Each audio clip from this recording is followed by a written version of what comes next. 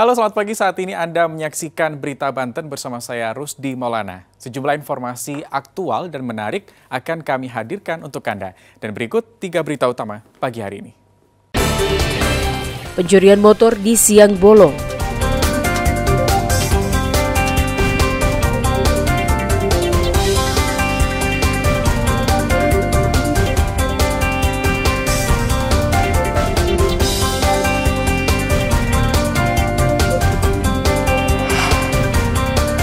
Teror karangan bunga untuk pimpinan KPK.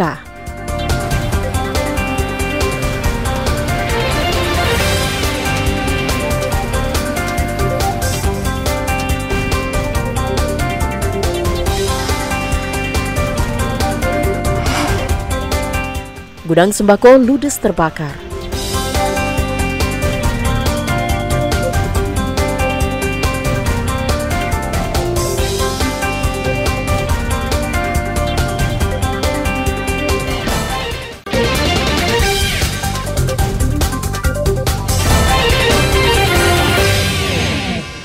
Pencurian motor semakin nekat saat mengambil motor yang menjadi sasaran. Seperti yang terjadi di salah satu tempat indekos di lingkungan Adamui, Suwana, Kecamatan Curug, Kota Serang.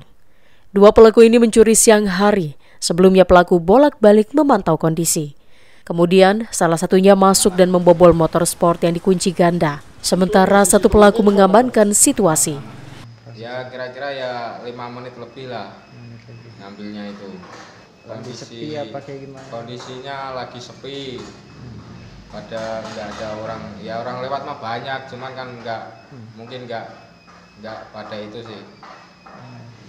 Curanmor di lingkungan Adamui kerap kali terjadi karena banyaknya indekos. Sementara itu penjaga indekos sudah melapor ke polisi. Ariel Maranus dan Fajri Munawir melaporkan dari Kota Serang. Seorang lansia terjatuh ke sumur sedalam 15 meter saat memeriksa mesin pompa air di rumahnya di kawasan Cirende, Kecamatan Ciputat Timur, Tangerang Selatan. Korban berusia 68 tahun tersebut tewas. Tim gabungan dari BPBD, Damkar, dan relawan Tangsel langsung ke lokasi mengevakuasinya. Kecilnya lubang sumur membuat petugas menggunakan alat bantu pernafasan untuk bisa ke dalam sumur. Keluarga tak kuasa menahan air mata dan berulang kali pingsan. Jasad lansia ini pun dapat dievakuasi setelah 3 jam berada di sumur. Dan tadi sudah lakukan upaya angkatan melalui teknik petika rescue. Dan kita sudah coba angkat 2 kali, karena yang pertama sempat gagal. Akhirnya kita coba teknik yang kedua dan alhamdulillah sudah terangkat dan sudah dievakuasi. Dan kesulitan tadi karena lubang yang terlalu kecil dan kondisi korban pun udah meninggal dan kaku, jadi kita agak kesulitan di situ. Sementara itu, usai dievakuasi, petugas gabungan langsung menyerahkan jasad Simin ke keluarga untuk dimakamkan. Ariel Maranus dan Syabudinatar melaporkan dari Tangerang Selatan. FIK, warga Kenya, terus diinterogasi petugas Bea dan Cukai Tangerang lantaran dicurigai membawa narkoba di Bandara Internasional Soekarno-Hatta, Tangerang. Wanita 29 tahun yang tengah mengandung 7 bulan ini terus mengelak dan menyatakan jika koper yang tertinggal di Lost and Found bukan miliknya. Namun atas kejelian petugas akhirnya pelaku mengakuinya. Selanjutnya petugas membongkar koper tersebut dan benar di dalamnya tersimpan 3 paket narkotika jenis sabu-sabu seberat 5 kg. Awalnya petugas mencurigai salah satu penumpang asal Afrika saat tiba di bandara. Kepala Bea Cukai Bandara Suta mengapresiasi kinerja petugas. Setelah tertangkapnya FIK, petugas Bea dan Cukai Bandara Suta dan Sat Narkoba Polres Metro Jakarta Pusat langsung memburu pemilik dan penerima sabu-sabu. Ternyata setelah kita cek, penumpang tersebut tidak hanya membawa barang tadi yang dibawa di cabin, namun ternyata ada bagasi. Bagasinya tertinggal ada di Lost and Found, di ground handling. Sehingga dari barang itu kita cocokkan.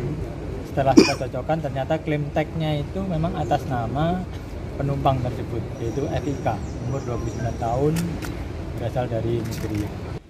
Untuk mempertanggungjawabkan perbuatannya, FIK dijerat Undang-Undang Narkotika dengan hukuman maksimal penjara seumur hidup atau hukuman mati. Ariel Maranus dan Taufik Saleh melaporkan dari Kota Tangerang. Sejumlah pimpinan Komisi Pemberantasan Korupsi mendapatkan teror dan ancaman mulai dari pesan di media sosial hingga kiriman karangan bunga dari orang yang tidak dikenal. Salah satunya menimpa Wakil Ketua KPK Alexander Marwata yang tinggal di perumahan Jurang Mangu Permai, Kecamatan Pondok Aren, Tangerang Selatan. Menurut keterangan Ketua Lingkungan setempat, pimpinan KPK tersebut mendapat 2 karangan bunga yang ditaruh oleh orang tidak dikenal. Karangan bunga tersebut bertuliskan selamat atas keberhasilan Bapak Alexander Marwata memasuki pekarangan tetangga. 2 karangan bunga tersebut diletakkan di lapangan di tengah pemukiman warga. Diduga karangan bunga tersebut ditaruh di tempat umum agar mudah terlihat oleh orang banyak. Namun karangan bunga tersebut sudah dilepas dan dihancurkan dengan cara dibakar oleh warga perumahan. Sebenarnya kita juga nggak tahu ya, kita pas subuh-subuh mau keluar sholat subuh tuh karang bunga sudah ada di posisinya di situ. Posisinya itu memang di rumahnya Pak Alek atau memang di lapangan ini, Pak? Posisinya di lapangan Pasum Jurang Mangu Permai. Ada berapa banyak karangan tuh, Pak? Ada dua buah karangan. Dua buah karangan bunga. Teror dan ancaman terhadap sejumlah pimpinan KPK ini diduga terkait dengan penanganan korupsi di Basarnas. Ariel Maranus dan Syabudinatar melaporkan dari Tangerang Selatan.